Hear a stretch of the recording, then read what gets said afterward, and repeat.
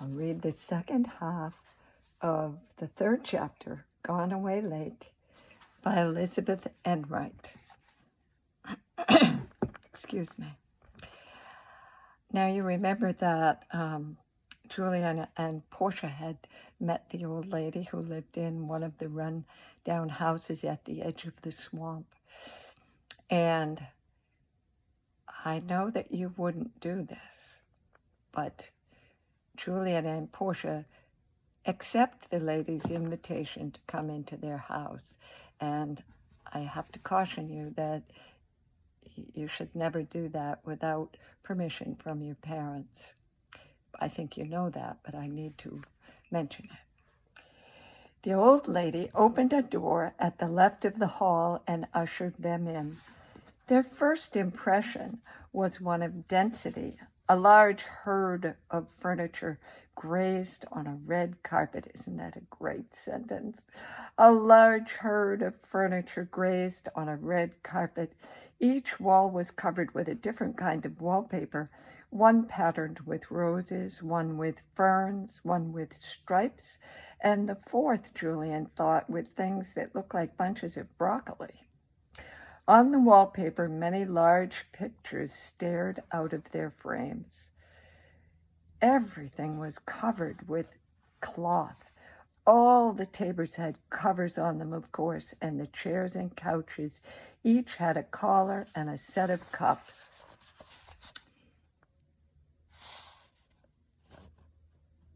There aren't a lot of illustrations in this book. You might want to draw some pictures to go along with it. All this came from the big house, said the hostess, as if explaining everything. Now sit down, do, and tell me wherever in the world you came from. How did you get here? Through the swamp out there. We were a bit lost. We were entirely and absolutely lost, said Portia. But not through the swamp, cried the old lady, clapping one leaf-like hand to her cheek. Why, yes, Oh, but it's dangerous. There's a spot out there somewhere that a person could drown in. Cattle have been sucked in and drowned. Tell me, where do you come from? Back that way.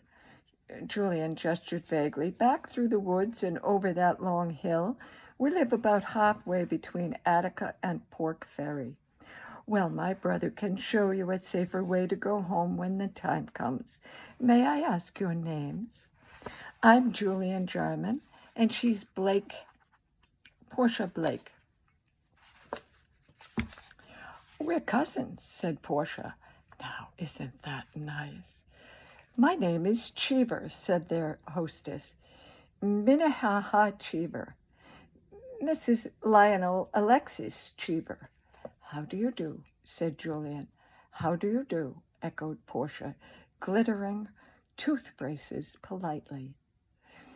I wonder if you could tell us, ma'am, Mrs. Cheever, just exactly where we are, inquired Julian.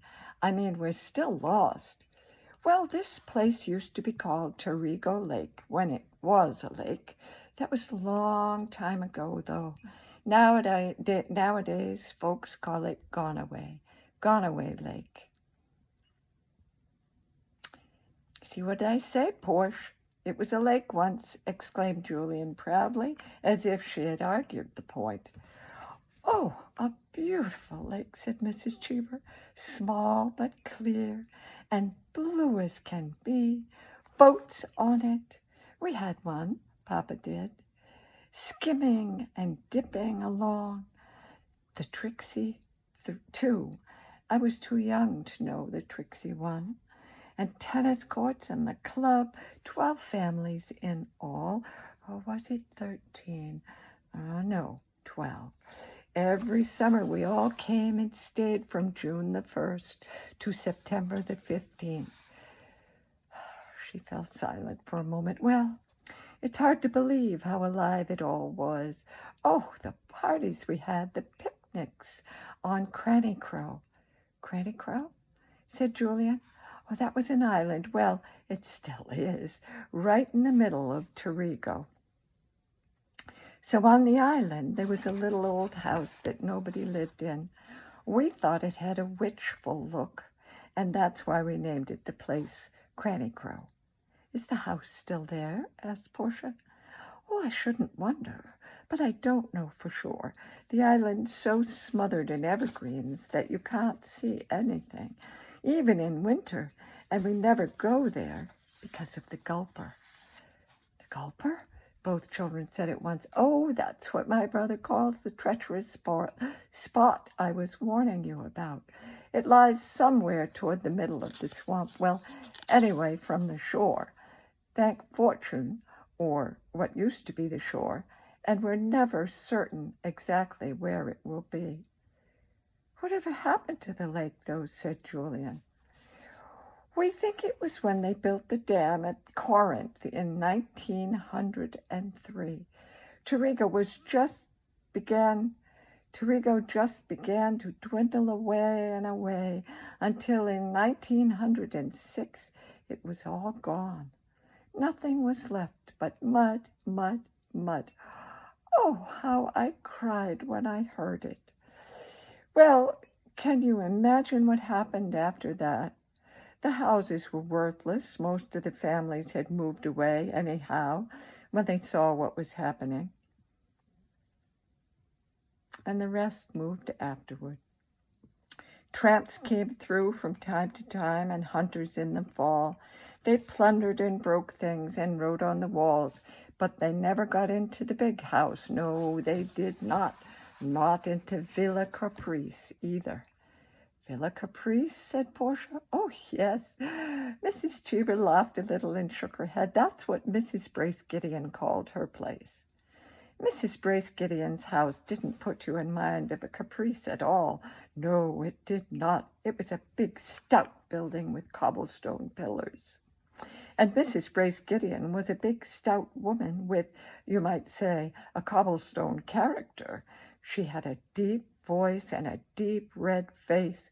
She was rich and careful about it. Let's see, where was I? No, the houses that no one broke into, yes, well, so Papa and Mrs. Brace Gideon, especially Mrs. Brace Gideon, were very conscientious and careful about locking up their houses because they'd left everything in them. They thought, of course, Papa and Mrs. Brace Gideon, that the time would come when they'd come take their furniture away and use it somewhere else. And what happened to Villa Caprice? Portia inquired. Still as I know, untouched, said Mrs. Cheever solemnly. The hedges are tree-high by now and all bound up with honeysuckle and poison ivy and wild grape. Something like the story of Sleeping Beauty, said Portia. Something like the story of Rip Van Winkle, said Julia. Yes, except that nothing sleeps inside but furniture, and that's probably gone to pieces by now. Time gets into everything. Yes, indeed, it does. And weather helps it. And then the Boston ivy that was planted 60 years ago has crawled all over the house till it looks as if it had been knitted into a huge afghan. Owls live in the porch, and I don't like the place. The old lady gave a little shudder. I don't mind these old house wrecks at the edge of Gonaway, but that Villa Caprice, all shut up in the woods. I don't know why, but that one gives me the creeps. I'd like to know, said Julian hesitantly, if you don't mind my asking, ma'am. What I'd like to know is, how do you all still happen to be here? I came back. I was gone for years. When my husband died, I found I had no money, or almost none, and I didn't know what in the world to do. And then I thought, there's still the house at Terrigo. I can go and live in that.